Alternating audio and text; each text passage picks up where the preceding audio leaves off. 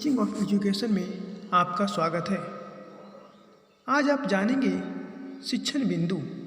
शिक्षण क्या है, शिक्षण की परिभाषा क्या है, शिक्षण की अर्थ क्या है एवं उसकी विशेषता के बारे में जानेंगे, जो एग्ज़ाम की दृष्टि से बहुत ही महत्वपूर्ण है। तो चलिए आज हम शुरुआत करते हैं एक मोटिवेशन के साथ।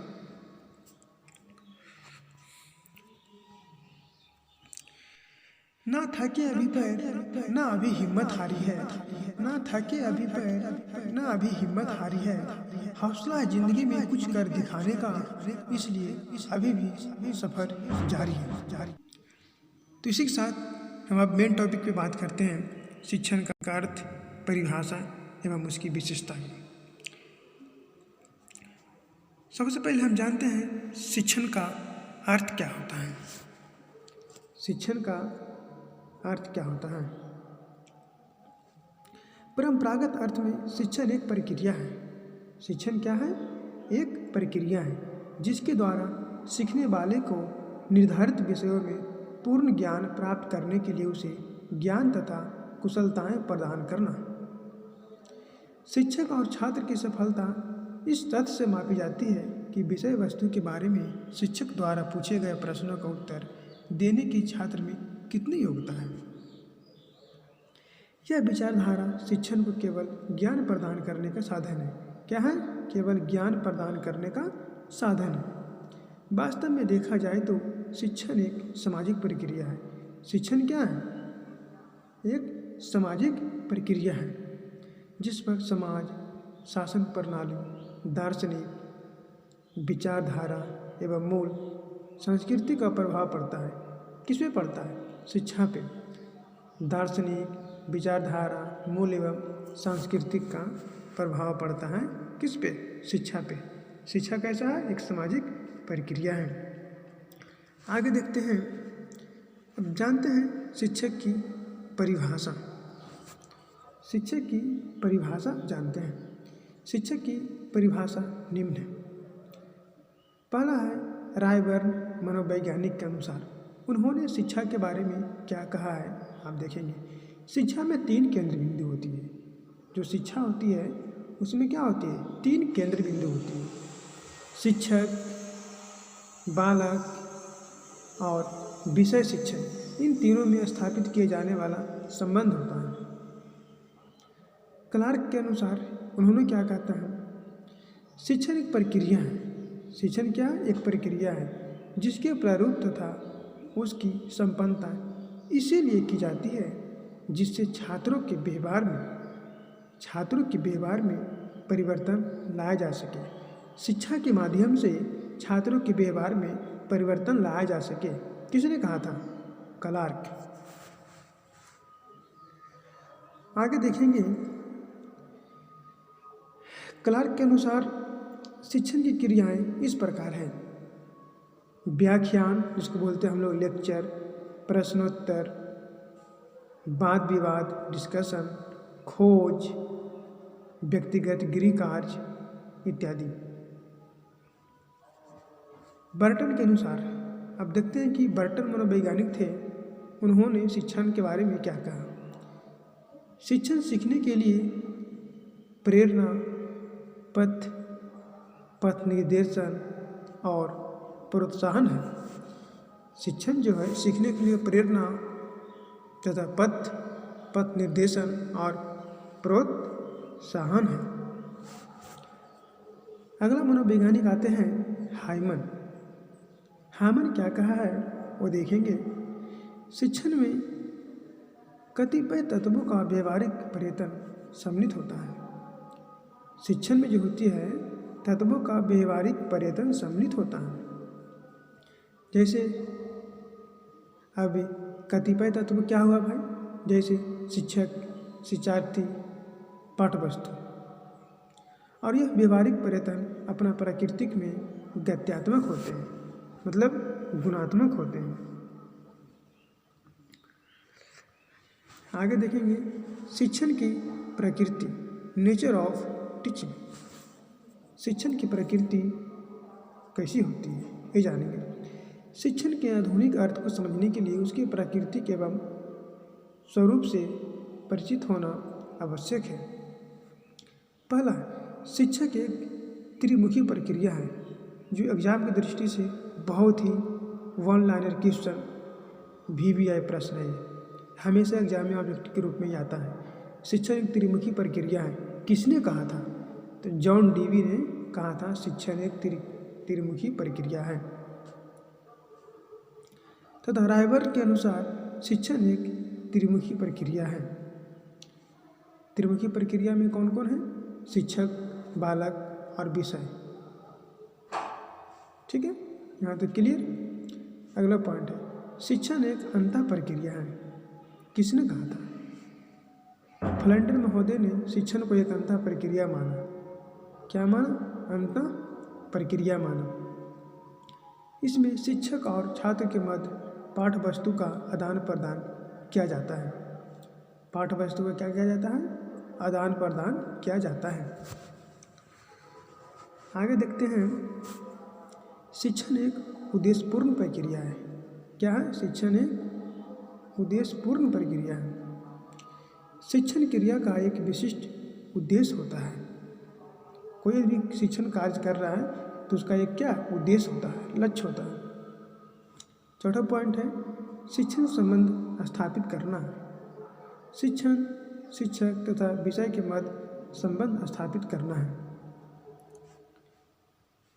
अगला पॉइंट है, शिक्षण एक तार्किक प्रक्रिया है। शिक्षण में पाठ्य वस्तु का नियोजन, विश्लेषण तथा संश्लेषण शिक्षक की तर्क शक्ति द्वारा किया जाता है।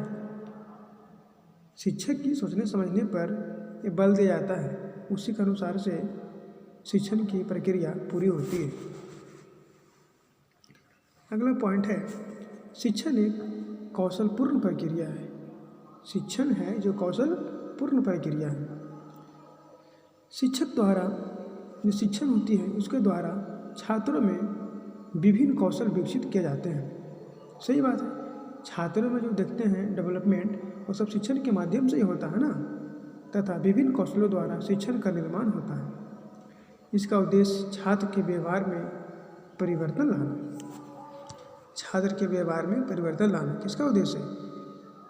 कौशलपूर्ण प्रक्रिया का उद्देश्य है।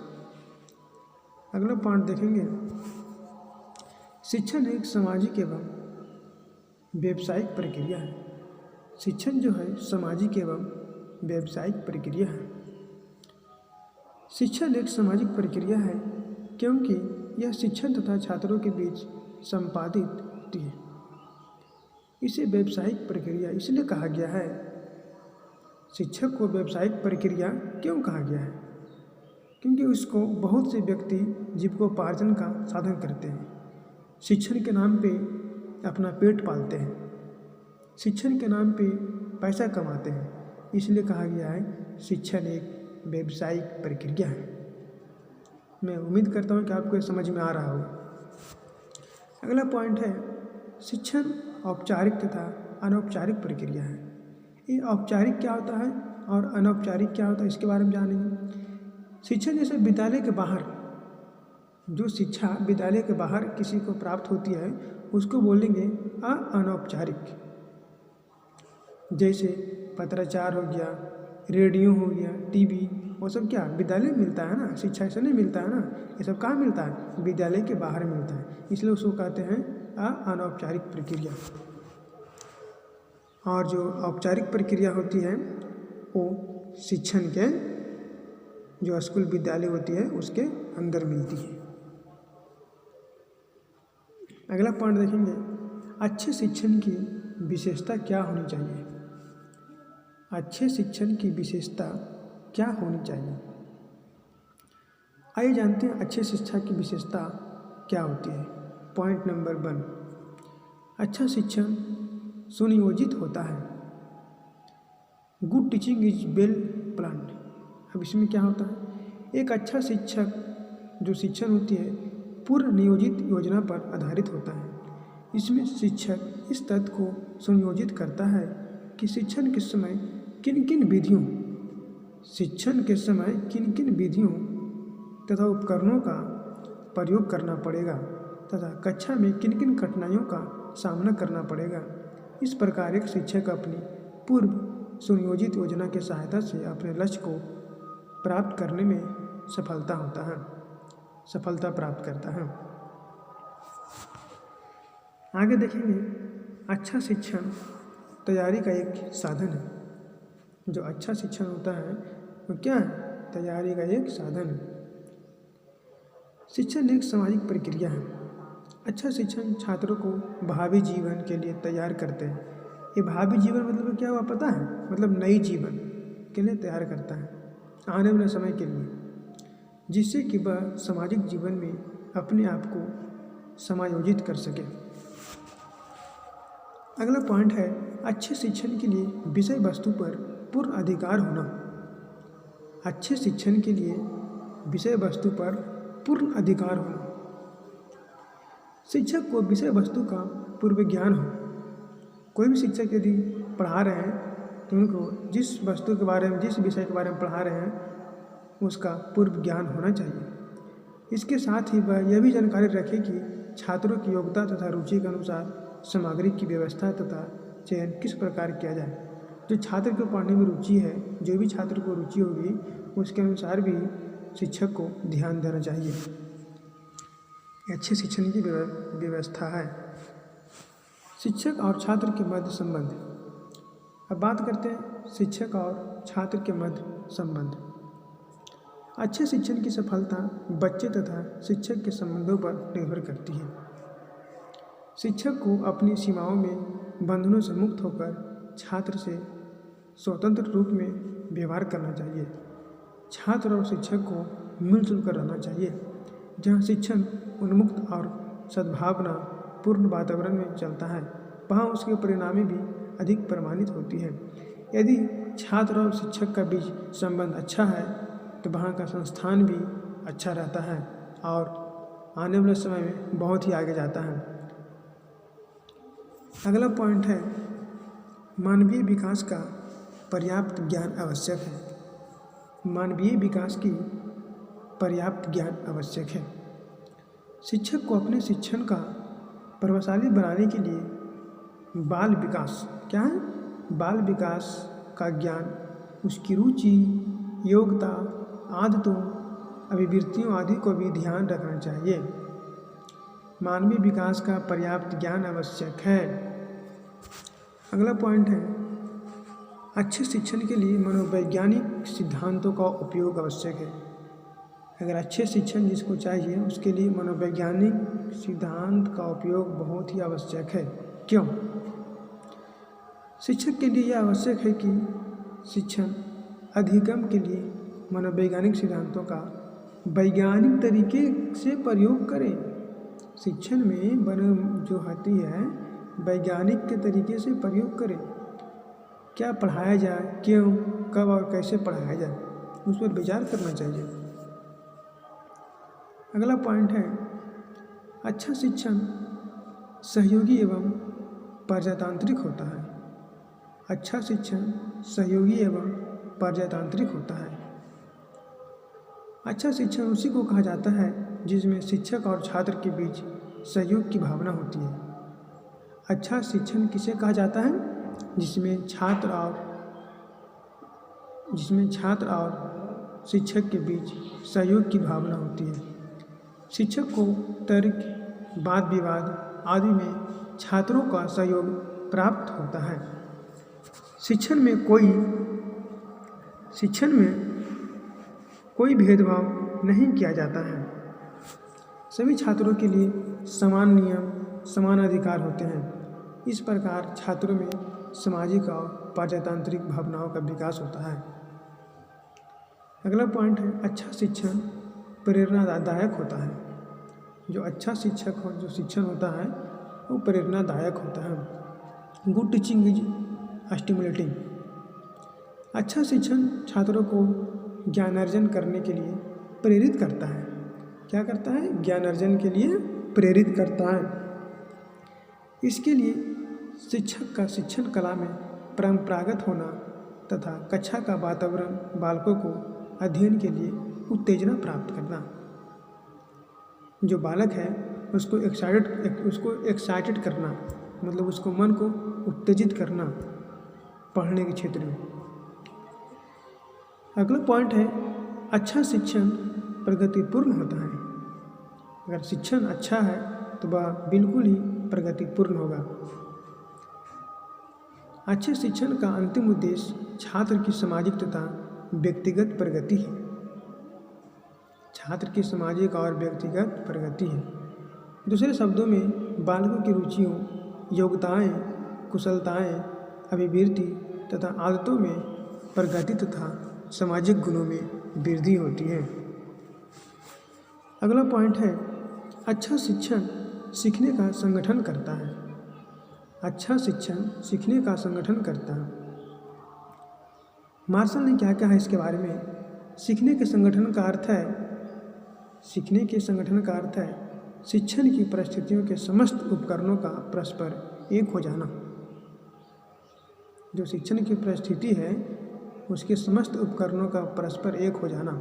अतः शिक्षक और छात्र की क्रियाएं एक हो जाने से छात्र अधिक सीखते हैं। अगला पॉइंट है शिक्षण और प्रशिक्षण में अंतर देख लेते हैं। बहुत ही जरूरी है शिक्षण और प्रशिक्षण में अंतर। शिक्षण में क्या? शिक्षण एक व्यापक संप्रदाय है। शिक्षण एक व्यापक उद्देश्य है, प्रशिक्षण एक विधि मात्र है। अगला पॉइंट है शिक्षण एक उद्देश्य ज्ञानात्मक, भावनात्मक एवं क्रियात्मक तीनों पक्षों से संबंधित होता है। प्रशिक्षण का संबंध केवल क्रियात्मक होता है। क्या होता है? प्रशिक्षण केवल क्रियात्मक होता है। शिक्षण का क्षेत्र व्यापक होता है। जो शिक्षण का क्षेत्र है व्यापक होता है और प्रशिक्षण का क्षेत्र क्रियात्मक पहलू, जो क्रियात्मक पहलू होता है पहलू तक ही होता है। अगला पॉइंट है शिक्षण में बुद्धि और क्रिया दोनों से संबंध होता है। शिक्षण में बुद्धि और क्रिया दोनों से संबंध होता है। प्रशिक्षण क्रिया परक है। अगला पॉइंट है अच्छे शिक्षण के परिणाम प्रभावशाली होते हैं। यदि शिक्षण अच्छे हैं तो वो बिल्कुल ही प्रभावशाली होंगे। प्रशिक्षण की पहचान कार्य को अधिक कुशलता से करना।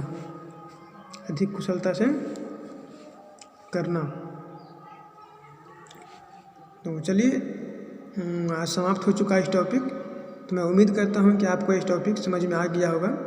यदि आप इसका PDF चाहते हैं तो इसका PDF टेलीग्राम चैनल पर क्लिक करके आप PDF को प्राप्त कर सकते हैं और चैनल को सब्सक्राइब करना ना भूलें। जय हिंद, जय भारत।